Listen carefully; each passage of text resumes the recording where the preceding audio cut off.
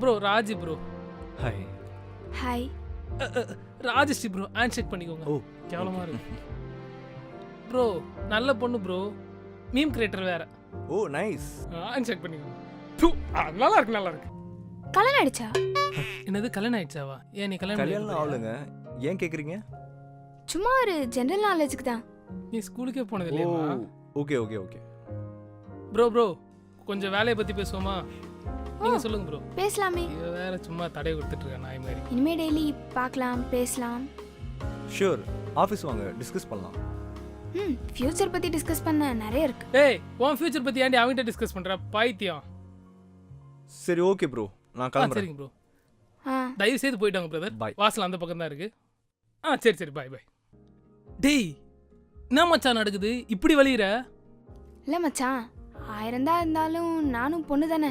C வெக்கப்படாத.